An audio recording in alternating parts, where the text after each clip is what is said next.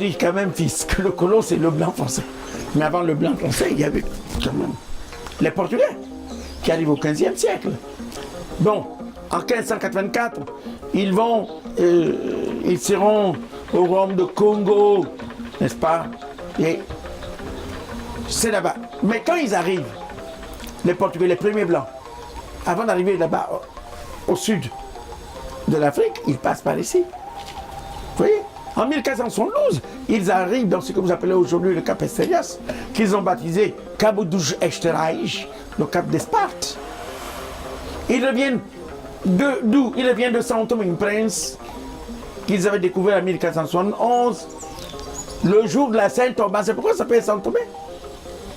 Et puis l'île d'à côté, c'est Principe, Prince, on dit. Prince, c'est Principe, donc Prince. L'île du Prince, pourquoi? Parce que celui qui avait envoyé toute cette expédition, c'était le frère du roi qu'on appelait Henri le Navigateur. C'est le prince. Voilà, c'est pourquoi il porte le nom.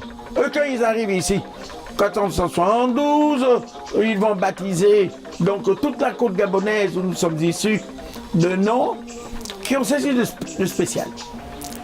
Et le nom de la découverte, le saint du jour, comme São Tomé.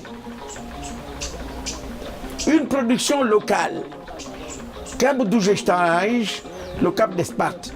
L'Esparte, c'est les nattes, les pailles et tout ça. Voilà.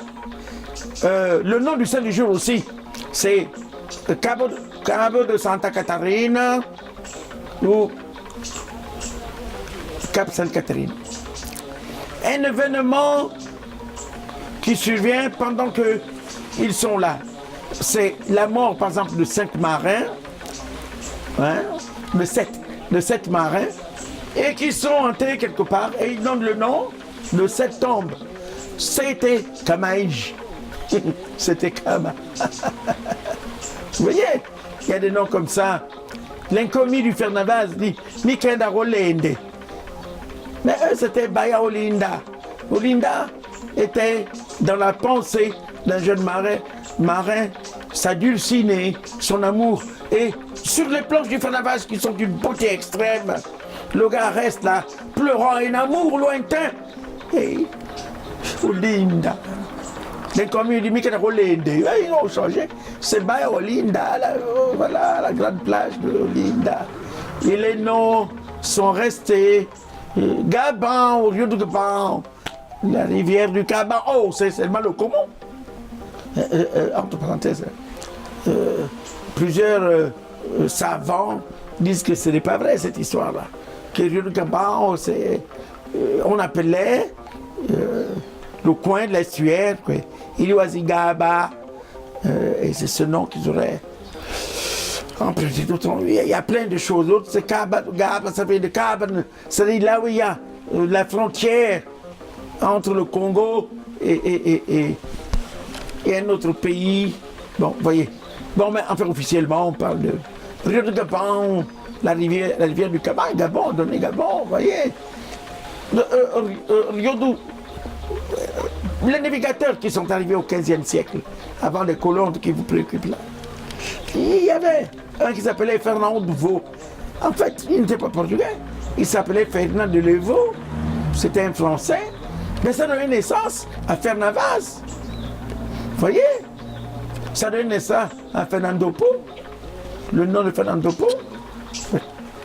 Donc il y a des noms comme ça qui restent en souvenir de ce qui s'est passé là. Et qui fait que quand en 1475, les Portugais vont découvrir un endroit qui est aujourd'hui le Fernavaz, le pays Ngoé, Ngubi, ils ont appelé ça, ils sont arrivés le jour de la Sainte Catherine. C'est pourquoi ils ont appelé ça Santa Catarina. Ouais, c'est Sainte Catherine, c'est le pays des Ngubi dont je suis un des petits descendants. On ne peut pas être un commis sans avoir une grand-mère, une arrière-grand-mère Ngubi. Voilà. Donc, attendez. Pour arriver à vos colons là. Après eux, ça sont les Portugais. Les Portugais ont eu un petit problème. Ils ont perdu leur roi. Alors le roi étant perdu, il fallait retrouver un roi. Ils ont pris un français qui s'appelait donc François, je ne sais plus combien de... Et c'est lui qui fait que la France puisse entrer dans le système de l'esclavage. Mais les Portugais vont se fâcher et il y aura une véritable révolution qui part, n'est-ce pas, du Brésil et qui affecte où étaient plusieurs Portugais avant que ce soit un pays indépendant. Et cette révolution va chasser, n'est-ce pas, le roi français qui était au Portugal comme roi du Portugal et roi d'Espagne. Et puis, pour pouvoir rétablir, n'est-ce pas, une royauté portugaise. Entre-temps, les Hollandais avaient été là, puisque le Portugal avait été annexé par l'Espagne comme un petit pays. Voilà.